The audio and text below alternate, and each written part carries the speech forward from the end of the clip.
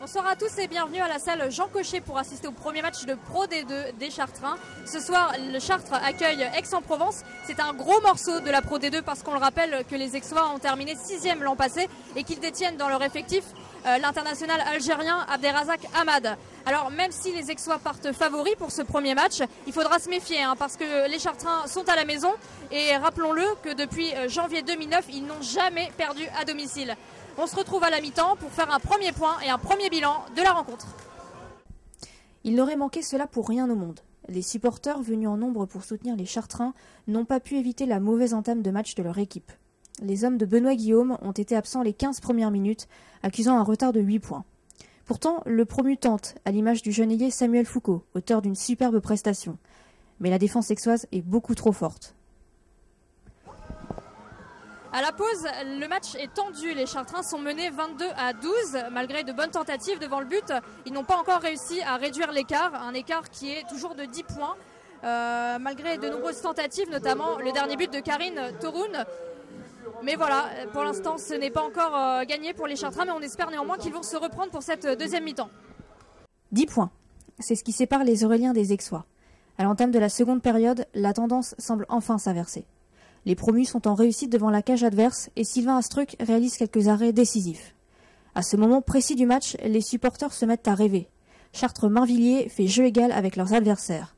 La passivité de la première période semble vite oubliée. Sacha Mitrovic et ses partenaires sont sur une bonne dynamique. Ils tentent, contrent et attaquent. Piqués au vif, les Provençaux ripostent et musclent leur jeu. Ils maintiennent leur avance de 10 points. Les Chartrains n'arriveront jamais à rattraper leur retard malgré l'engouement du public. Score final 28-38, vendredi à Angers, il faudra se ressaisir pour ne pas vivre un début de saison cauchemardesque. Alors Samuel, vous faites votre premier match là en Pro D2, vous avez sorti un super match. Qu'est-ce que vous ressentez là? C'est pas individuellement qu'il faut voir ça, c'est déjà collectivement. On a perdu de 10 buts, donc bon, c'est décevant quoi. Mais bon, on va travailler, c'est quand même un favori à la montée en D1, donc on va travailler pour gagner d'autres matchs. Mais bon, c'est vrai que c'est décevant, on s'attendait à autre chose quoi, mais bon, on va travailler. Qu'est-ce qui s'est passé? Parce qu'on a vu en seconde mi-temps, vous avez pris le poil de la bête et après il y a eu un petit moins. On avait un gros écart déjà à la mi-temps, donc c'est dur de remonter, mais bon, c'est pas facile, c'est une équipe qui est forte et nous, on s'est battu jusqu'au bout, donc on va essayer de gagner les prochains matchs. Voilà. Bon courage, merci. Enfin, le match est fini, quelles sont vos premières impressions? Les premières impressions, c'est que ça a été dur.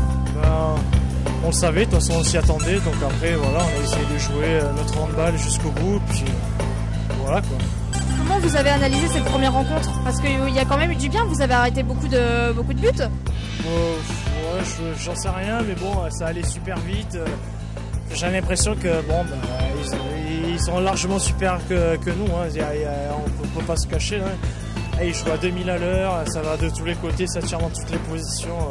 Voilà, qu'est-ce que tu veux faire en face de ça Là, le prochain match contre Angers, qu'est-ce qu'il va y avoir comme modification à votre avis? J'en sais rien, on va essayer de jouer ensemble, puis après on va voir quoi. Et bon courage, merci beaucoup. Bon alors dites-moi Philippe, pour le premier match en Pro D2, on pouvait s'attendre à pire finalement. Pire que de prendre des buts à la maison, je pense que ça nous est jamais arrivé, donc c'est pire que ça, il n'y avait pas. Maintenant c'est vrai qu'on avait la malchance de tomber sur le premier match sur une équipe très forte. Je pense que ça va se confirmer dans la suite du championnat. Ça empêche que nous, on a quand même un petit peu été défaillants sur plein de secteurs du jeu, notamment on met un quart d'heure avant de commencer à jouer en première mi-temps. C'est fini quoi, il y a 8 buts d'écart, c'est fini, le match il est plié. Après en deuxième mi-temps, on relève un petit peu la tête et on se bat, donc ça c'est intéressant, mais contre une équipe comme ça, si on s'accroche pas de la première minute jusqu'à la dernière, c'est fini.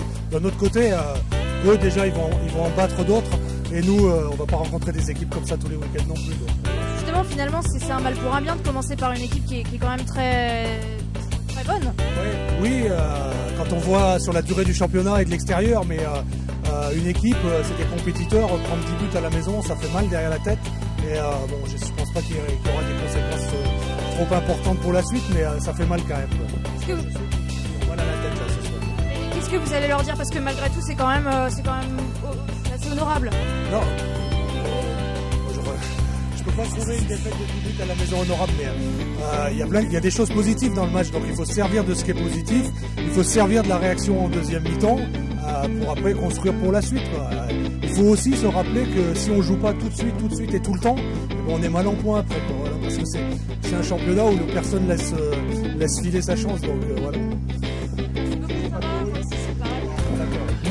Voilà, Benoît, vous venez de terminer le match. S'il fallait retenir une seule chose, ce serait laquelle? Que Aix est une belle équipe, qui nous ont bien marché dessus. Mais vous quand même, vous avez quand même bien joué malgré tout. Eh bien, on a essayé de montrer qu'on existait, mais un peu tardivement à mon goût. Dans l'entame de match, c'était trop loin du niveau de jeu nécessaire pour pouvoir les embêter ce soir. Justement, qu'est-ce qui s'est passé? Est-ce qu'ils ont été intimidés? Vous les avez sentis différents? Bien sûr, ouais, les repères de matchs de prépa, on était en deçà des matchs de prépa sur tout ce qui est l'activité défensive. Donc voilà, les regrets de ne pas avoir été au niveau qu'on a su déjà être. Malgré tout, il y a quand même un jeune qui tire son épingle du jeu, Samuel Foucault. Il a fait une super prestation. Ben, peut-être que la jeunesse a des avantages. Voilà, c'est pas beaucoup posé de questions. Et il a été plutôt performant, même s'il y a, comme les autres, un peu d'échecs des fois au tir. Qu'est-ce que vous allez changer face à Angers? Ben, on va essayer surtout de se retrouver. Changer, il n'y a rien à changer. On est dans la continuité de ce qu'on essaie de faire. Sauf qu'il faut qu'on se retrouve. Et donc qu'on arrive à performer comme on a su le montrer déjà. Ça va être quoi? Ça va être de la parole? Vous allez les écouter, leur prodiguer des conseils comme vous avez fait à la mi-temps? Parce qu'on l'a vu à la mi-temps, hein, vous avez un petit peu recadré. Oui, mais c'est nécessaire de piquer un peu au vif parce que si c'est pas les comportements techniques qui posent problème, c'est l'approche mentale des choses.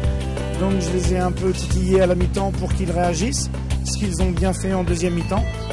Voilà, donc la recette pour la semaine prochaine, je ne l'ai pas. On va réfléchir d'ici le prochain entraînement. Et puis effectivement, on va beaucoup communiquer, mais on peut aussi se recentrer sur les formes de jeu qu'on souhaite utiliser. Voilà, il va y avoir plein de travail en perspective pour réagir. Merci, bon courage. Qu'est-ce qui a été le détonateur? Je pense qu'on avait fait le nécessaire en première mi-temps. On est une équipe qui, à partir du moment où elle est efficace en défense, elle est difficile à manœuvrer. Donc on avait fait le nécessaire en première mi-temps. Et aussi sur le rythme qu'on a su imposer en termes d'enchaînement de défense et montée de balle. On a été très performants dans ce domaine-là. Voilà. Je ne sais pas ce que je peux vous dire. Vous avez été malgré tout un petit peu titillé par Chartres, hein, surtout en seconde mi-temps. Qu'est-ce que vous pensez de l'effectif qu'ils ont? Ils ont un bel effectif. Ça manque un peu de densité physique. Mais ils ont un très bel effectif avec de très bons joueurs.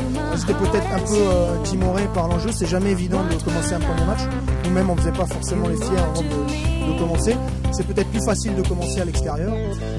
Après, Chartres a eu le mérite en deuxième mi-temps de se révolter. C'est pour ça qu'on a eu plus de difficultés notamment.